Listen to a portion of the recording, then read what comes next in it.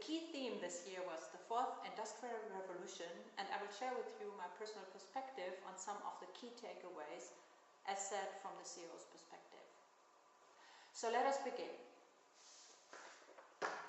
This is my overview on a single page.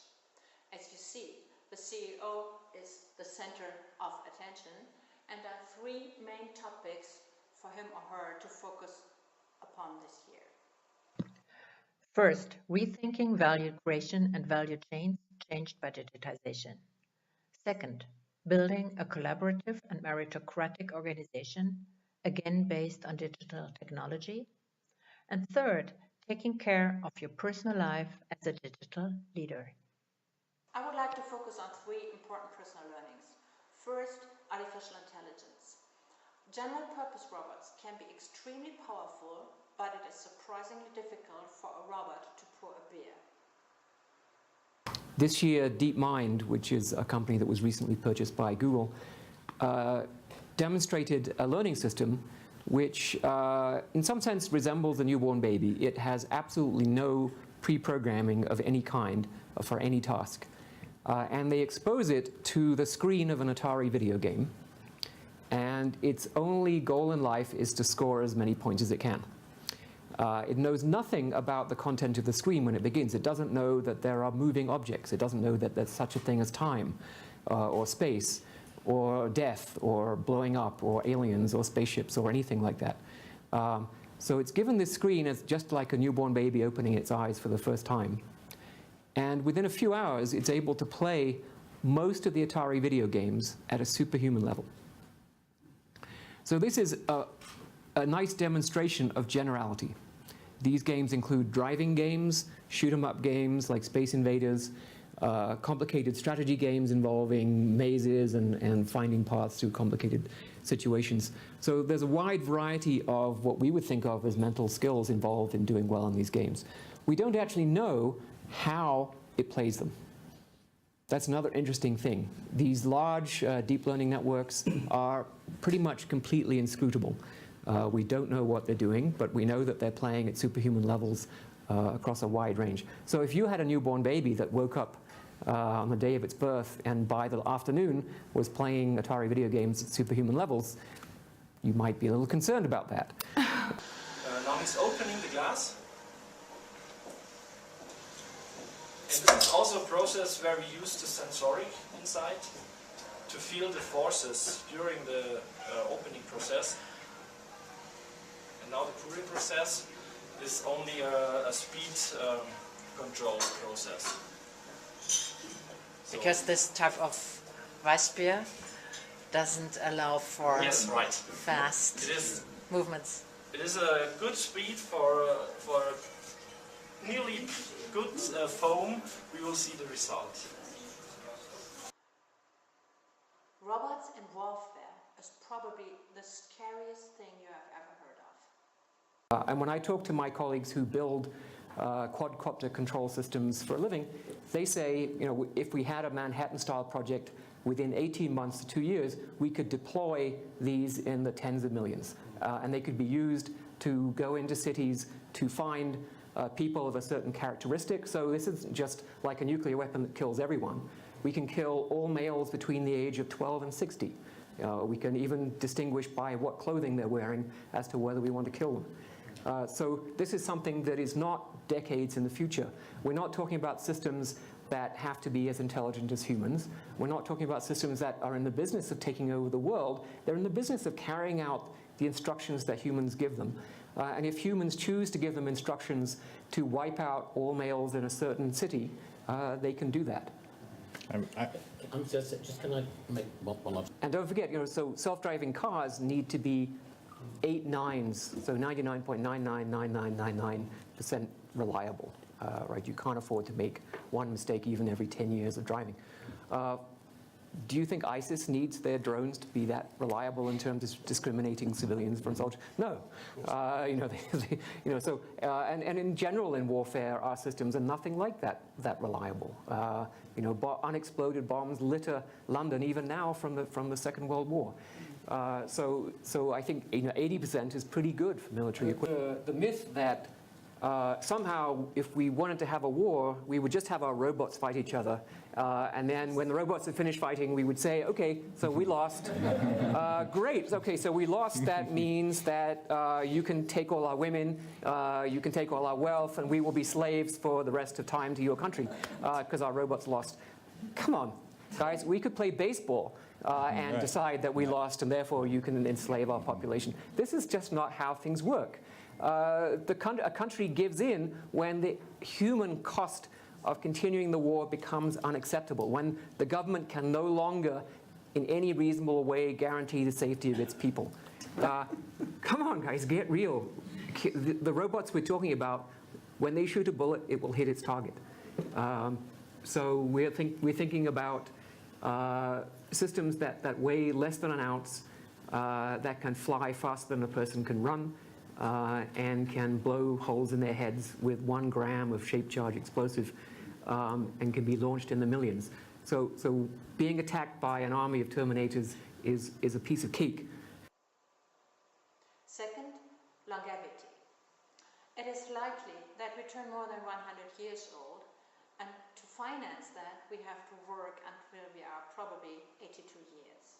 What happens if you live to 100? If you live to 100 and want to retire on 50% of your income, which most of us do, you're working until you're 79 until 82. Full stop. So that's the first thing to know. And there's no way out of that. So, okay, well, let's imagine you're now working till you're 79. Well, what do you actually do? Well, the most obvious thing is you've got to work to make money, and that's about tangible assets. But it turns out that intangible assets come into play in a long life in a way that they really don't do in a short life. And we actually also looked at the scenarios around shorter lives. You know, what happens if you live to 60, 70, 80, and so on. And by intangible assets, we think primarily about the assets that help you to be productive, and the assets that help you to have vitality. Now, productive assets are the skills that help you to carry on working, because clearly one of the marvelous things about the next 100 years is it's not just you are going to be working, the whole world changes, and Davos is very much about this year. You know, jobs disappear, new jobs appear. So it's obvious that if you're going to work until you're 80, then you're going to have to keep on learning, and we see a real shift from the notion of leisure and recreation into recreation. We also think that there's a whole set of new stages emerge. Last time, you know, life elongated, we saw the beginnings of teenagers and we saw the beginnings of you know, old age pensioners. We think new stages will emerge. I mean, for example, the explorer. I mean, why would you want to start making all your big career decisions at 20 when you could explore and create more choices? We see individual producers becoming more important as a stage. I mean, why wouldn't you use all the technology we've described at Davos this year to build your own company? We think portfolios are going to be much more important. And that really then brings in a third asset, intangible asset, that we think is crucial. And that's about the capacity to change and to make transitions. And if you live for 60 years, the 3-stage life, education, work, retirement, doesn't really have any major transitions, because everybody's transitioning at the same time as you are. You're all in lockstep. But once you take lockstep away, then people are having to change in an individual path on their own. And suddenly the capacity to transform yourself becomes crucial. And that's to do with the sort of people you hang out with. It's to do with your social capital. It's to do with the people that you want to spend time with. And then, of course, the final point that I wanted to make is about relationships. I mean, would a marriage last that long? I have no idea. We really struggled to make a 100-year life work from an economic perspective. And the only way that we made it work, unless you worked until you were 90, is if 2 of you worked. Now, assuming that 2 of you can't work, you know, really hard all the time, you have to switch between you. And that switching, let's assume the two people are a man and a woman. Of course, it may not be that, but let's assume it is. The switching between them has to take place on equal terms. And therefore, we have to see women working to be exactly the same as men working, and we have to see the bringing up of children to be part of a staged life, which many men also want to get engaged with. So we do think there is a big gender discussion that needs to take place in terms of how do you productively and economically support living 100 years. Third, energy. Smart energy use is in its infancy. Very, very demanding for IT technologies. We want the latest phone.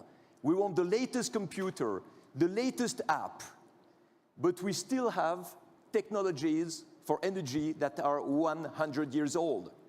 Combustion engines lose 73% of their energy for only 27% efficiency. Light bulbs, 5% of light, 95% of losses. Insulation of houses, heating or cooling goes outside immediately, requiring an incredibly high energy bill. Distribution of energy, networks for electricity, 100 years old also, losing a huge part of the energy that has been produced.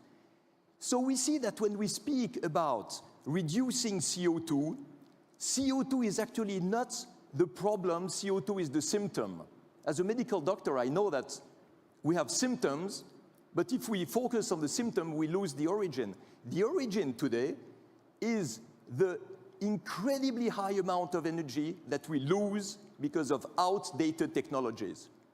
Imagine everybody would agree, and especially the governments, to put legal frameworks to replace these outdated technologies by technologies that are efficient. Electrical mobility.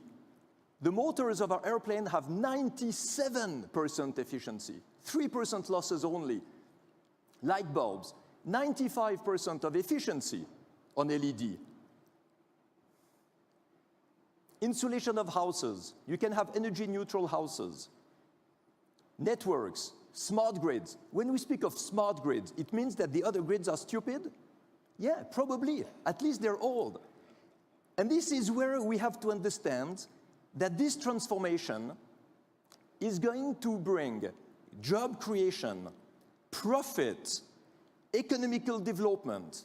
So when you hear that climate change will oblige people to reduce their economical development, especially in the emerging markets, it's completely wrong. It's exactly the opposite. The adventure today is to replace these old polluting devices with modern technologies that exist today. Fourth, finance. Cash seems to be dying, and blockchain technology is the latest hype. I think there are 5 key trends, in my view, that are going on right now that I think we all need to keep in mind. First of all, money is absolutely digitizing in front of us right now. Checks are disappearing. Cash, we talked about, all over the world, money is digitizing. However, let's not forget, 85% of the world's transactions are still in cash right now. So we've got a long way to go on that, but it is just inexorable. It is going to happen. Money is digitizing and will continue to do so going forward. Second thing is mobile is exploding across the world right now. And it's not just mobile, everyone knows that, but the bill of materials for a smartphone is now under $30. So everybody is going to have a smartphone. It's as simple as that. When you have a smartphone, you've got all the power of a bank branch in the palm of your hand. And to me, this combination of money digitizing and the explosion of smartphones enables us to think about basic consumer transactions in a fundamentally different way. Imagine thinking about banking and starting it in a world of software and mobile. It would be fundamentally different for basic consumer financial services, not for mortgages or some of the other wealth management, but for that. And I believe that affords an opportunity to bring in the billions of people across the world that are outside the system right now. And that is a thing that we're very focused on. Third, the amount of data is exploding everywhere. And it's not going to stop. I mean, it's sort of like, people are like, well, let's hold it back, we're worried about it. It's exploding, and algorithms are sort of the weapon of the digital company, and if they're the weapon, then the ammunition is data. And the more data you have, and the better quality, the better you can create value propositions that allow you to target various segments of the market and serve them in better ways. Of course, there's the flip side. You got security and privacy issues that you need to think about. You've got discrimination that you have to worry about. But data is exploding, and it is going to fundamentally change value propositions out there in lending, in numerous areas. Fourth thing, industry lines are blurring right now, and product lines are blurring. So you have got, circling around digital payments right now, you've got technology companies, whether it be Google or Facebook or Amazon, Microsoft. So you've got tech companies, you've got carriers, mobile carriers circling around it. You've got OEMs, right, handset manufacturers. You have merchants circling around it, because merchants fundamentally see mobile and digital payments as a redefinition of commerce, right? How do they create new value propositions to use mobile and software to get closer to their customers? That's going to happen, and we're not going to get in the way of it, and it's already starting. And so how do we create platforms and API sets and software to enable merchants to get closer to their consumers? And then finally, the fifth trend is security, something I think about literally every single day. We have a tremendous amount of data and information. Authentication is very, very tough these days. I mean, everybody's password has been compromised. That is the truth of the matter. So it isn't, protecting somebody from logging in. They're going to log in with real identification into account, real ones. It's yours, Julian. We know exactly which ones you have. We know what your username is. We know your password. We know stuff about you, and the bad guys have it. Well, actually, you don't really need to look at a crystal ball, and there are better sources of these predictions than Hollywood. And actually, they explained a lot what can happen in a world which is now transforming to the 4.0. And what's going on right now, it's really scary. In the past, the cybercrime, that was little problem. It wasn't some noise from there. With not so much of impact on the global and national economies and the security. Nowadays, the picture is absolutely different. There are more and more very professional cyber criminal gangs, which innovate. They are transforming to the new age, and they use the new methods of the attacks, new technologies, and in many cases it's very, very hard to guarantee high level of protection for the enterprise networks, for the bank networks, for the state organizations. All very, very difficult to recognize that the system is infected, because they behave in a very, very hidden way. So the cybercrime is getting more and more and more professional. And you call it Internet of Things, I call it Internet of Threats, because they are everywhere. At the same time, the professional cybercrime, in some cases, they provide services. They trade these technologies, they cooperate, and we see many very international gangs which use the same technologies which are provided by some remote internet criminals. We call it crime as a service. So that's the first. Cybercrime is getting more and more professional. Second, the traditional crime, which existed before internet, they recognize the power of cyber. So they do the same things like in the past, but now they do it by attacking production lines, attacking the transportation systems. And a very good example of that is attack on Antwerp seaport, when Latin American drug cartels infected the automatic containers unloading system, and they were unloading containers with cocaine to the area they have access to.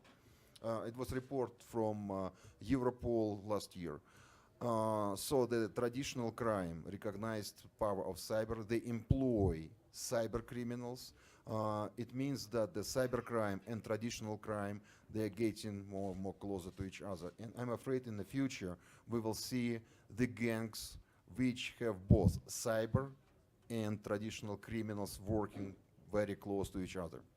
I'm not sure who is going to manage cybercrime to manage the traditional crime, or traditional crime managing the cybercrime. Maybe they will be not possible to recognize who they are. They are criminals. And the cyber will be like a part of any high-profile crime in the worldwide. And the third, which I'm really afraid of, cybercrime is there, getting more professional. The traditional crime joined cyberspace. What's next?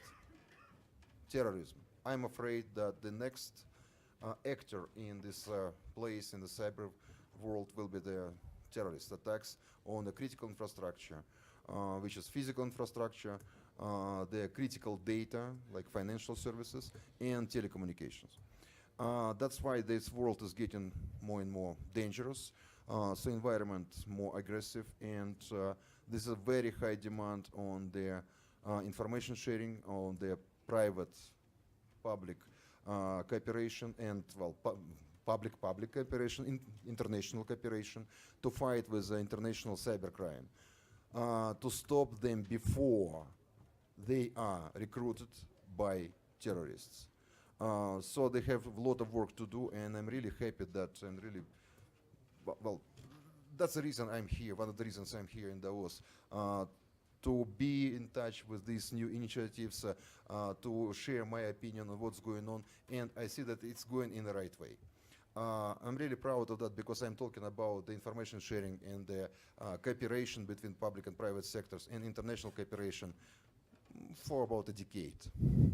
So I recognize that the crime in the cyberspace, it will become a very serious, the critical problem many years ago, and was talking about that, and now I'm really proud that it's my dreams, they're coming true.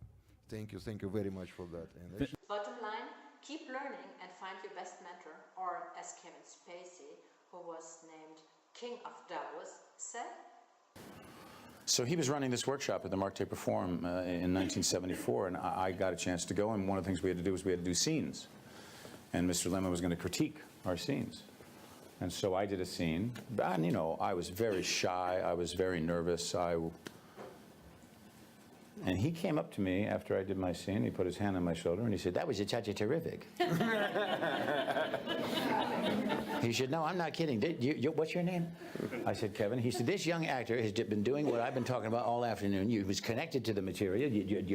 I'm telling you this. You should go to New York, and you should study to be an actor because this is what you were meant to do with your life."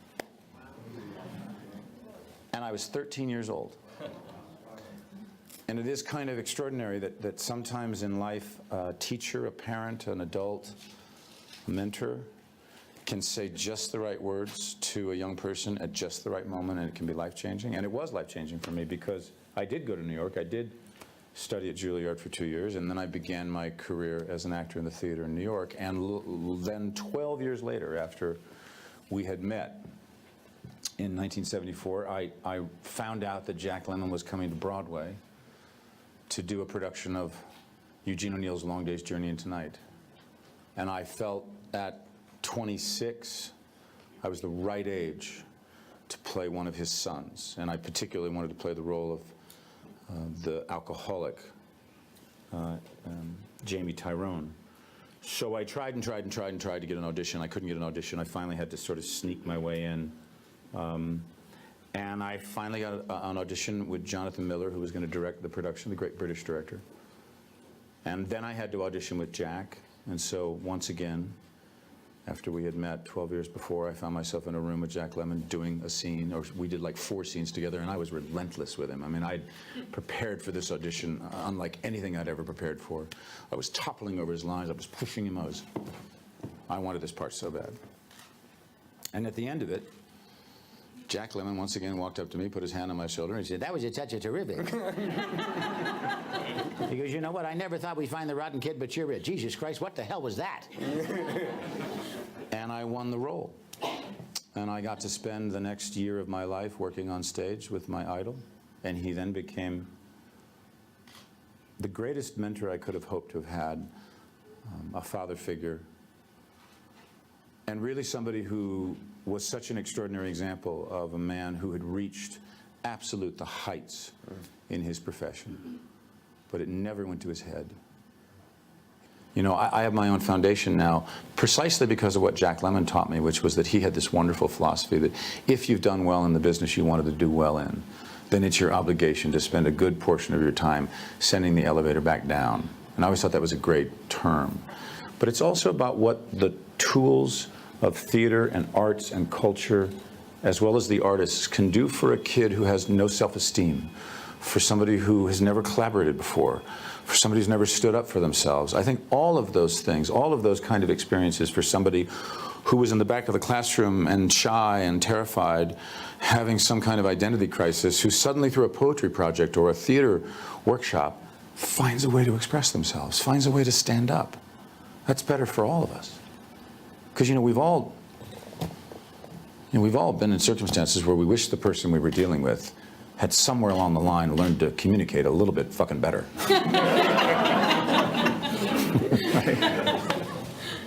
Kevin, ladies and gentlemen, I'm sure you all feel as fortunate as I do to have been here. Connect with the story, share your feelings. Thank you for doing and making that possible for us. Kevin Spacey. Thank you.